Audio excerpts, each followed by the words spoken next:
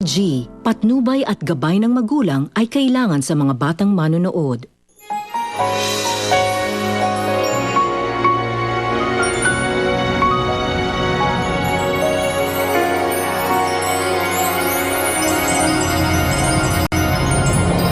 Darwin, thank you for agreeing to be a part of our business. Ano na naman ang nangyari dito? Tumawag ka na ng taxi?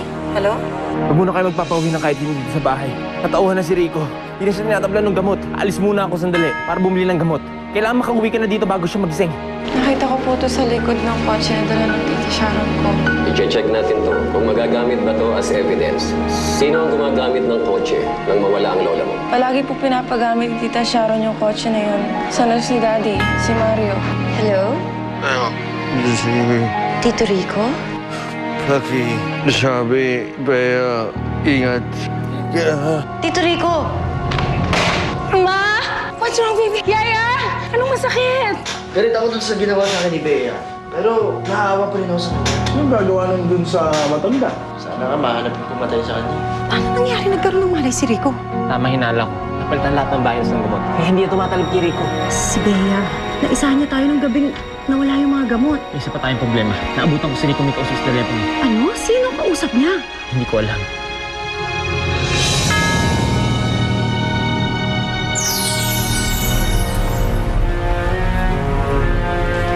Buti naman nakauwi ka na. Sige na, Bea. Magpahinga ka muna. Marami ka pang gagawin bukas.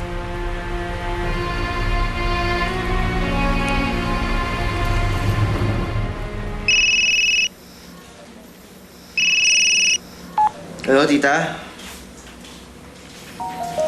Oh?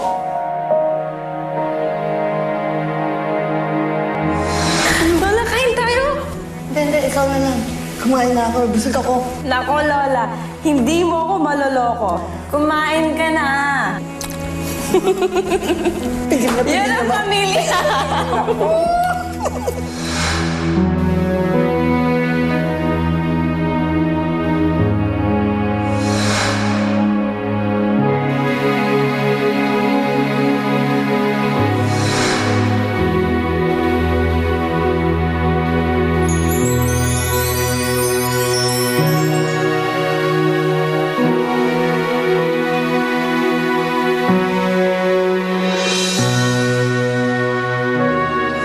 Dalawang lang tayo dito sa pamilya.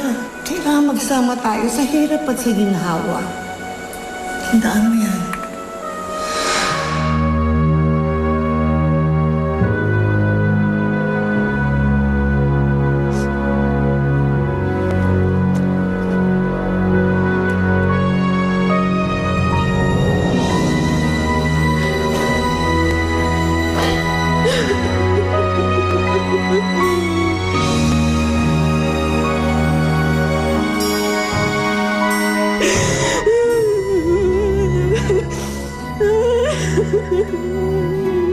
Ate Bea, tama na po.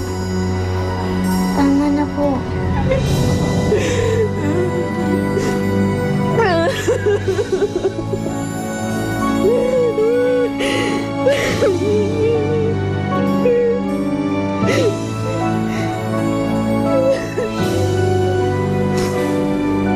Bakit nila ginano ng lola ko? Anong kasalanan ng lola mo? Hindi ako papayag na hindi ko mahanap kung sino ang gumawa nito sa kanya. Kailangan nilang maparusahan! Pinatay na lang ang lola ko! Wala na si lola!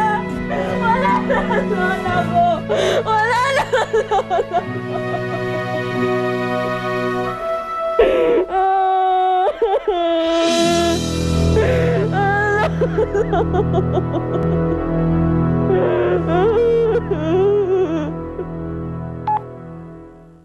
Cheska and Ziri are not home right now. Please leave a message after the tone. Thanks.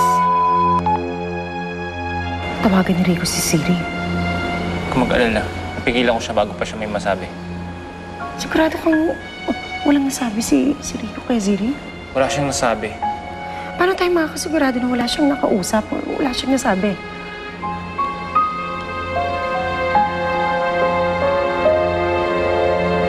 Bea,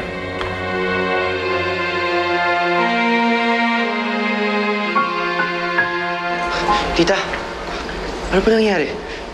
Eh, hindi ko alam eh. Bigla na lang sumakit yung puso niya. Dok, ano pa nangyari kay Ziri? Actually, she's still under observation. Right now, sinusubukan namin alamin kung ano yung cause ng pananakit ng puso niya. Dok, yung baby po, kamusta? Don't worry. We're having a closely monitoring on the baby.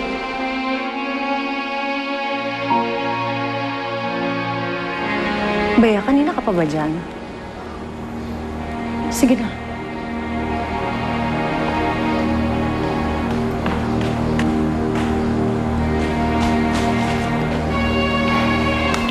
Mapapraning lang tayo. Siguro wala naman narinig yun.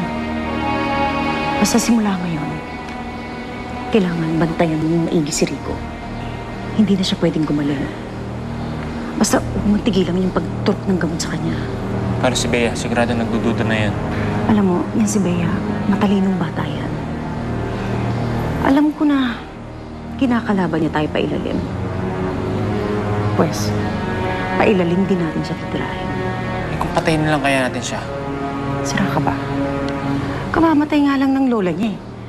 Pagka meron nangyari dyan sa babaeng yan, lalo tayong pagdududaan. Hindi natin siya papatayin. Pero babantayan natin lahat ng kilos niya.